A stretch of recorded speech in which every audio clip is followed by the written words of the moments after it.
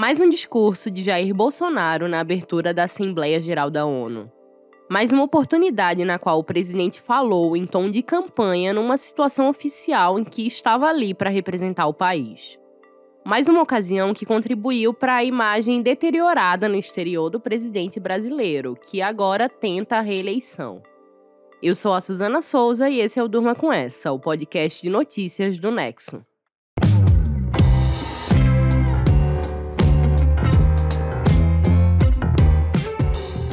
Olá, eu sou a Letícia Arcoverde e estou aqui com a Suzana para apresentar esse podcast que vai ao ar de segunda a sexta, todo começo de noite, sempre com notícias instigantes que podem continuar a ecoar por aí.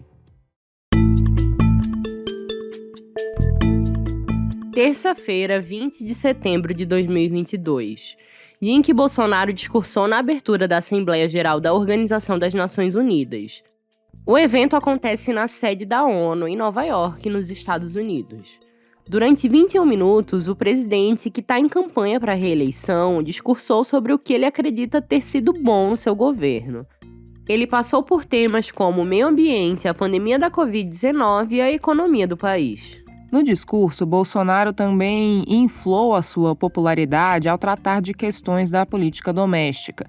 Nas pesquisas de intenção de voto, a menos de 2 semanas da eleição, ele aparece em segundo lugar, atrás do ex-presidente petista Luiz Inácio Lula da Silva, que em alguns levantamentos aparece com chance de vencer a disputa no primeiro turno. No meu governo, extirpamos a corrupção sistêmica que existia no país. Somente entre o período de 2003 e 2015, onde a esquerda presidiu o Brasil, o endividamento da Petrobras por má gestão, loteamento político e em desvios chegou à casa dos 170 bilhões de dólares. O responsável por isso foi condenado em 3 instâncias, por unanimidade. Delatores devolveram $1 bilhão e pagamos para a Bolsa Americana outro $1 bilhão por perdas de seus acionistas. Esse é o Brasil do passado. Esse que você ouviu foi o Bolsonaro no discurso da ONU. Ele falou do adversário Lula sem citá-lo nominalmente, dizendo que o petista foi condenado em 3 instâncias. Ele não diz que os processos contra o ex-presidente foram anulados. Bolsonaro manteve o tom de campanha ao longo do discurso, elencando feitos do seu governo e, em alguns casos, distorcendo a realidade para fazer isso. O presidente disse que a economia do país está em ascensão e que o Brasil é exemplo de proteção ambiental e de defesa dos direitos humanos, 2 áreas em que o seu governo é amplamente criticado, dentro e fora do país. Ele também falou que o Brasil lidou bem com a pandemia da Covid-19, que matou mais de 680 mil brasileiros. O presidente usou o discurso na ONU para exaltar a criação do Auxílio Brasil e a redução de impostos, que levou à queda dos preços dos combustíveis, além de comemorar privatizações de empresas estatais. Em determinado momento, o Bolsonaro afirmou que considera os atos eleitorais realizados no dia 7 de setembro, quando foi comemorado o bicentenário da independência do país, abre aspas, a maior demonstração cívica da história, fecha aspas. Desde 1955, é o presidente brasileiro que dá início aos discursos dos países na Assembleia Geral da ONU, seguido do presidente americano e dos demais membros. Em geral, os líderes costumam discursar sobre grandes temas que desafiam a humanidade, geralmente correlatos aos temas centrais do evento naquele ano. Em 2022, os focos principais do encontro são a crise climática e conflitos armados. Esse foi o 4º discurso de Bolsonaro na Assembleia Geral desde que ele tomou posse como presidente do país em 2019. Na maior parte das vezes, Bolsonaro atacou países governados pela esquerda na América Latina e também vendeu uma versão fantasiosa do Brasil, sobretudo na área do meio ambiente. A crise climática, que é um dos pontos mais críticos da imagem de Bolsonaro no exterior, foi minimizada pelo presidente. Ele destacou o fato da maior parte da Amazônia brasileira ainda estar de pé, sem citar que o governo dele desmontou estruturas de fiscalização e colocou em prática uma gestão ambiental que levou a recordes de desmatamento na região. Horas antes do discurso de Bolsonaro, um grupo fez um protesto, projetando imagens críticas ao presidente nas paredes do prédio da ONU. Nas montagens, Bolsonaro foi chamado de vergonha e desgraça. A projeção foi reivindicada por um grupo de ativistas e acadêmicos de universidades americanas. O jornal The New York Times destacou que o presidente brasileiro usou o tempo na Assembleia Geral para fazer campanha eleitoral. O jornal escreveu, abre aspas, que no palco mundial o presidente brasileiro faz campanha para o emprego que ele pode perder, fecha aspas. O New York Times destacou que a fala de Bolsonaro provavelmente foi um alívio para os líderes mundiais que estavam presentes, por não ter incluído ataques ao sistema eleitoral brasileiro. Antes de chegar em Nova York, a comitiva de Bolsonaro passou pela Inglaterra para representar o Brasil no funeral da Rainha Elizabeth II.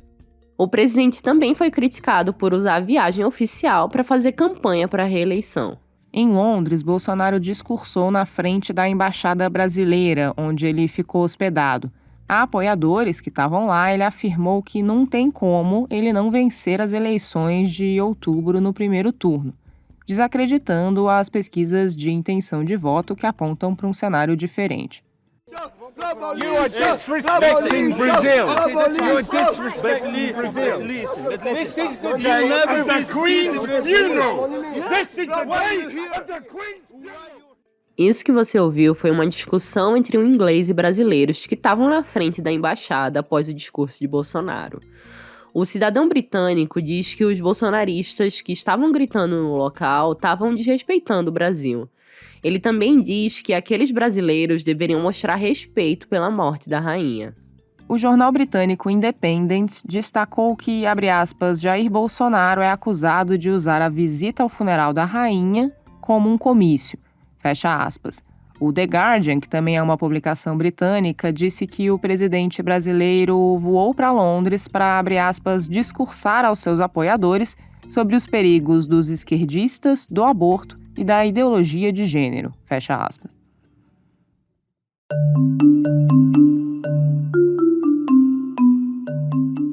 Desde o início do seu mandato, Bolsonaro buscou uma aproximação com líderes da direita, como o ex-presidente americano Donald Trump, o ex-primeiro-ministro israelense Benjamin Netanyahu e o primeiro-ministro húngaro Viktor Orbán. Ele também se distanciou de parceiros comerciais históricos, como a Argentina, e teve atritos por razões ideológicas com a China, a maior parceira comercial do Brasil há mais de uma década. De acordo com o professor da Fundação Getúlio Vargas, Guilherme Casarões, o governo Bolsonaro adotou uma política de ruptura institucional. Numa entrevista ao Nexo, Casarões disse que o Itamaraty, o Ministério de Relações Exteriores, perdeu espaço e centralidade, e que o presidente adotou uma política externa personalista, que gira em torno das suas convicções pessoais. Ainda segundo o professor da FGV, as atitudes do governo Bolsonaro nas relações exteriores têm como norte 3 pilares caros a ele e à sua base política: o anticomunismo, o antiglobalismo e o nacionalismo religioso. Isso tem pautado a busca de aproximação com líderes de outros países, priorizando aqueles com visões semelhantes. Com o fim do mandato se aproximando, a imagem de Bolsonaro como um líder antidemocrático tem se consolidado no exterior. Um caso emblemático recente aconteceu em julho de 2022, quando ele reuniu embaixadores estrangeiros no Palácio do Planalto. Numa reunião de 40 minutos, Bolsonaro atacou o sistema eleitoral brasileiro e fez diversas alegações falsas e distorcidas sobre as urnas eletrônicas. Essa reunião teve uma repercussão internacional negativa e fez veículos de imprensa de vários países compararem Bolsonaro com Donald Trump. Isso porque a tentativa de desacreditar o sistema eleitoral também foi feita pelo ex-presidente americano, quando ele perdeu a reeleição para Joe Biden em 2020. As atitudes de Trump insuflaram em seus apoiadores, que tentaram barrar a posse de Biden no dia 6 de janeiro de 2021. O episódio de invasão ao Congresso americano terminou com 5 mortos e diversos feridos. No início de setembro, já durante a campanha eleitoral brasileira, a revista britânica The Economist publicou uma reportagem de capa classificando Bolsonaro como o homem que quer ser Trump. A revista é uma referência do pensamento econômico liberal no mundo.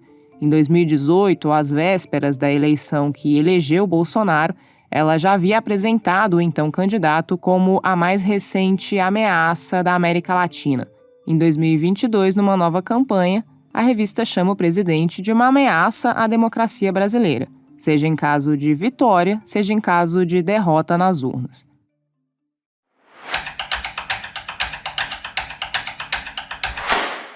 Na quinta-feira, 22 de setembro, estreia o filme A Mulher Rei, estrelado pela atriz americana Viola Davis, que conta a história das guerreiras do reino de Daomé.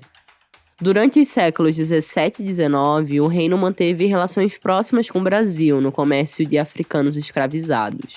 O redator César Galione escreveu sobre a obra. César, qual que é a história real por trás do filme? O filme A Mulher Rei se passa nos anos 1820 no reino de Daomé, atual parte do Benin, no oeste da África. O filme mostra a organização e a atuação das Agogi, uma junta militar de Daomé que era formada só por mulheres altamente qualificadas para o combate. Documentos históricos da época mostram que elas despertavam terror em todos os inimigos que entravam em guerra com Daomé. Uma versão ficcional das Agogi ficou famosa a partir de 2018. São as Dora Milaje, as guerreiras supremas do reino de Wakanda no universo do Pantera Negra dentro dos filmes da Marvel. A protagonista de A Mulher Rei é a Nanisca, interpretada pela Viola Davis, uma general das Agogi que quer convencer o Rei Gezo, interpretado pelo ator John Boyega, a parar de negociar a venda de pessoas escravizadas para outros países e tentar frear o avanço colonialista. O filme tem um pezinho na realidade, mas muito dele foi ficcionalizado para efeitos dramáticos e para mostrar a força dessas guerreiras. E César, qual que é o papel do Brasil nessa história? O Brasil tem um papel importante no filme porque o país comprou milhões de negros raptados das mãos de traficantes de Daomé. O tráfico negreiro era a principal fonte de renda da economia de Daomé. E essa relação comercial era tão estreita que Daomé foi a primeira nação a reconhecer a independência do Brasil a partir de 7 de setembro de 1822. Por isso, o Brasil é importante para o desenrolar dos conflitos entre a Nanisca e o Rei Gezo. Esse texto do César você pode ler no site do Nexo, nexojornal.com.br.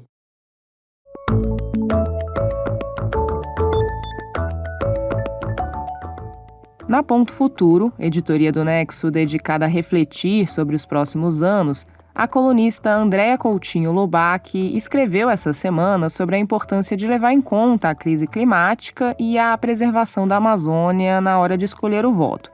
Ela conta agora pra gente por quê. Nós somos a última geração que pode salvar a Amazônia. Então, às vésperas das eleições, há uma profunda guerra de narrativas sobre a hierarquia das prioridades da agenda política, social e racial. Um fato transversal é a nossa Amazônia, onde 70% da população vive em áreas urbanas e é uma diversidade imensa de populações, etnias, raças e desafios territoriais. Na minha segunda coluna, eu mencionei sobre recordes trágicos e recentes de destruição na região amazônica e como esses números evidenciam que as eleições de 2022 no Brasil serão determinantes para o futuro do país e do planeta. Segundo os dados do Instituto Nacional de Pesquisas Espaciais, o INPE, o desmatamento amazônico atingiu o segundo pior índice da história no mês de agosto e mais de 33 mil focos de calor foram mapeados. Entre essas muitas perdas, retrocessos e desesperanças, como eu falo no texto, cada voto pode ser decisivo para o nosso presente e futuro. Quando a gente vota pela Amazônia, a gente não vota apenas contra perdas quantitativas, como esses números apontam. A gente também vota por saúde, vidas, qualidade de ar, segurança territorial e incontáveis outros prejuízos econômicos, sociais e ambientais para a história da Amazônia.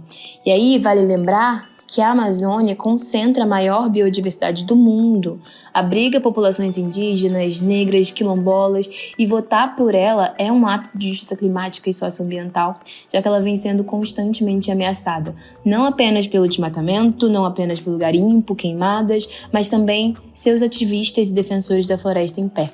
E por falar em Floresta em Pé, eu queria lembrar da atual campanha Amazônia de Pé, que é uma lei de iniciativa popular que destina as florestas públicas na Amazônia para a proteção dos povos indígenas, quilombolas, pequenos produtores extrativistas e unidades de conservação. O lema é: o poder de manter a Amazônia de pé está em nossas mãos. Então eu convido todo mundo a conhecer a campanha amazoniadepé.org.br e nessas eleições votar pela Amazônia. Você pode ler a coluna da Andréa no nexojornal.com.br/Ponto Futuro.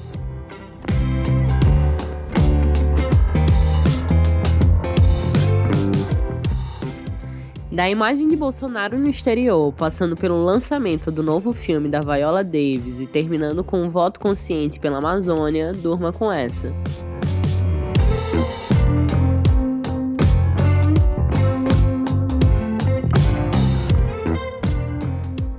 Com roteiro de Suzana Souza, produção de Letícia Arcoverde, participações de César Gaglione e Andréa Coutinho Lubac e edição de áudio de Luiz Serafim, termina aqui mais um Durma com Essa. Até amanhã.